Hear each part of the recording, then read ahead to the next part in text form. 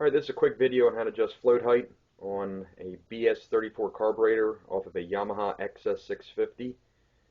This is important to get your float height right, otherwise your carburetor is going to starve of fuel or it's going to overflow, which is normally what happens. Basically, every carburetor is adjusted like this. The BS38s and the BS34s. A lot of other carburetors, such as Hondas and all, they're adjusted the same way.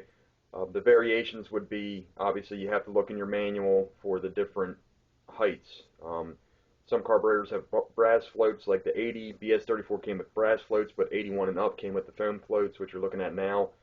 So make sure you double check your manual on how to do it properly and what the height is. Normally it's in millimeters. On this one, it's 22 millimeters is what the height should be, and that's plus or minus 1.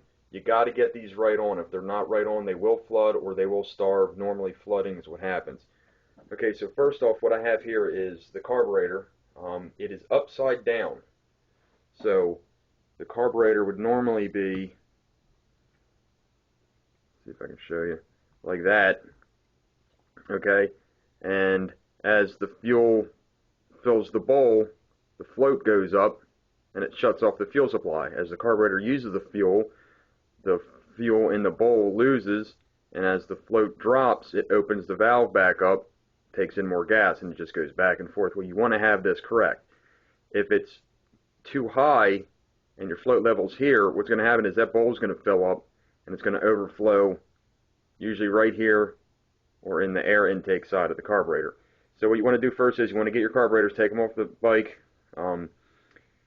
get them disassembled, because you're going to want to clean these if they're dirty and haven't been cleaned in a while. But if you're just adjusting the float, what you want to do is you want to take the float bowl off, flip the carburetor upside down, take the float bowl off, and then you'll be looking at the float.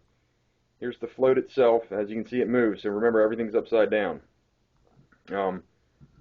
You want to take the pin out, and then you want to double check some things. First off, here's the float, and hanging on there is the float valve needle.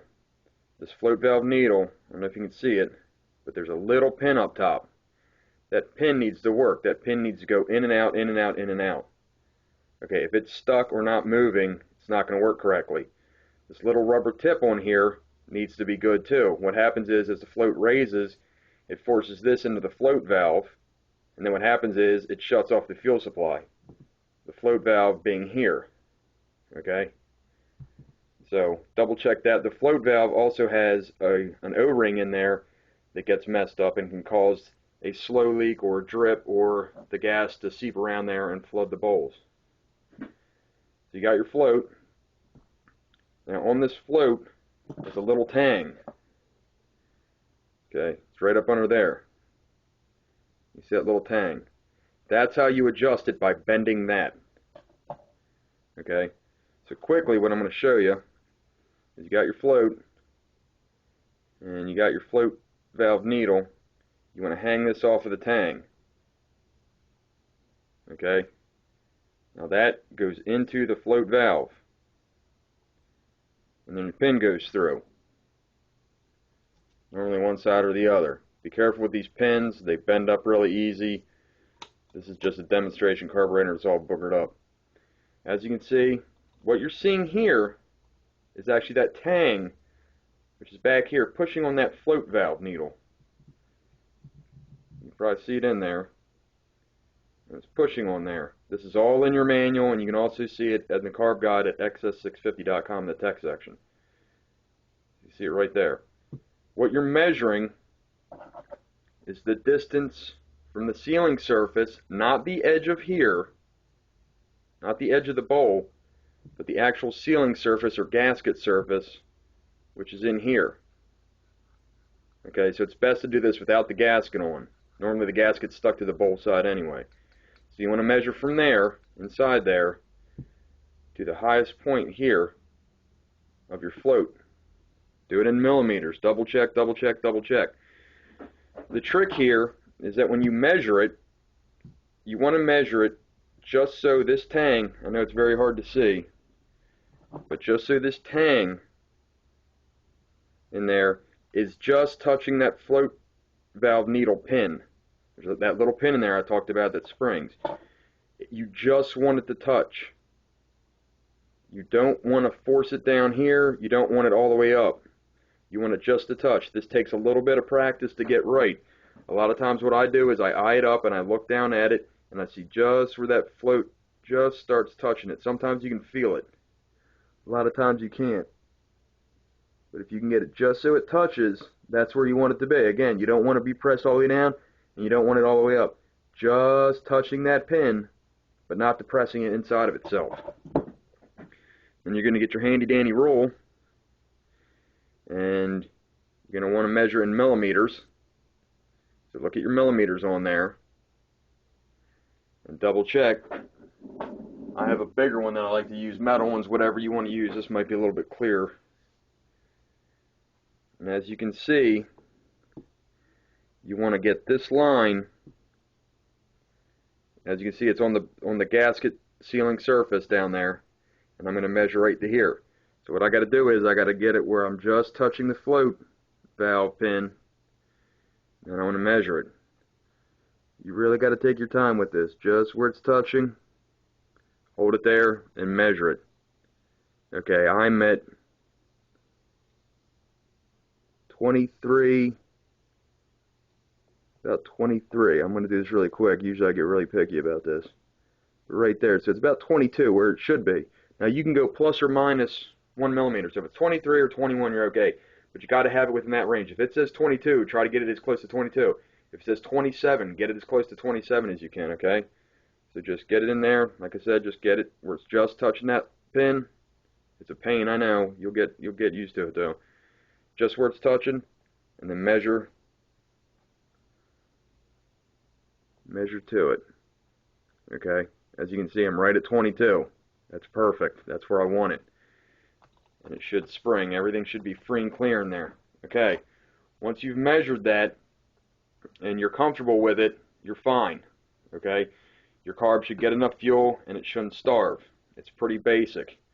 Again, just make sure that your float valve needle pin is functioning correctly. That little pin in there, make sure it's functioning correctly. It's going in and out. It's hanging freely on here on the float. There's no obstructions inside the float valve. The float valve has the proper O-ring in it. The best thing to do is just bite the bullet and get a rebuild kit. I mean, that's the best thing you do. These little rubber O-rings, you might look at them and think they're okay, but they're not. They're very picky. Okay? Once you have that set and you put the bowl back on, and then the carburetor would be like that. Okay, again, as the bowl fills up with gas, the float lifts up, shuts off the fuel. As the carburetor uses it, the fuel level goes down in the bowl, and then it'll open the valve back up, letting more fuel in. Fuel fills up and shuts. That's how you do it. Just remember, you want to do this upside down. So when you take it off, you're going to be doing this upside down. If you look in any of the manuals, that's how it shows you how to do it, is upside down. It's the best way to do it. It should be okay. If you want to check the float level, say you don't want to take the carbs off the bike and you don't feel like doing all that stuff, another way to check it is the float bowl. Okay, you get some line, and on the bottom of the float bowl, this is off of 81 and up 34. The 80s and a lot of the other ones have this little brass screw on the bottom of the float bowls. Okay, so what you want to do is you want to get your float bowl, and that little nipple on the bottom is the overflow nipple. Okay, you want to put a rubber tube on there. So say the carburetor is sitting correctly mounted in the bike. There's the float bowl mounted just like it would be, full of fluid. You want to drain this out, shut the fuel off so it doesn't have any fluid in there, or you can have it full, it doesn't really matter. But essentially what you want to do is you want to put a piece of rubber tube on that nipple, raise the nipple, the line above the float bowl, unscrew this screw here, and what's going to happen is the fuel is going to flow in here. Just like basically anything, the fuel level is going to stop in the tube where it is in here. So if your bowl's only half full here, the fuel's going to be here, so you can see where it is. What you want to make sure of is that the fuel in this line does not go above this float bowl. So if your fuel's over here and your float bowl's here, obviously it's going to start flooding because it's just filling itself up. So that's one way to do it. You can check when the carb is still on the bike. So just put the line on there, undo the screw, and see the level of the fuel in this tube. Okay? Now, if you adjusted it correctly on the carburetor, as I said, it should be okay. Alright? That should be perfectly fine in there if you adjusted it correctly and did the proper measurement for your carburetor specific measurement in the manual. Okay?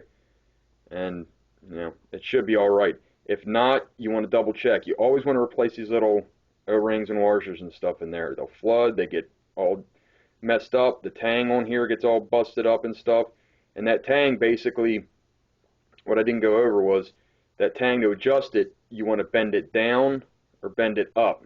So that little tang right there, you're either going to bend it up or bend it down depending on where you need to go. Okay?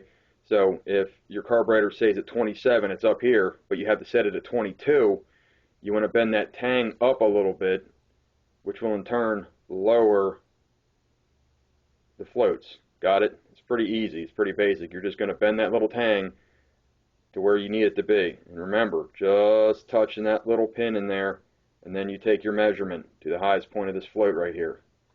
From the gasket surface, not the edge of the carburetor. The edge of the carburetor, you can probably see it on this side. It's a pretty big gap. That's a couple millimeters. Okay? So there you go.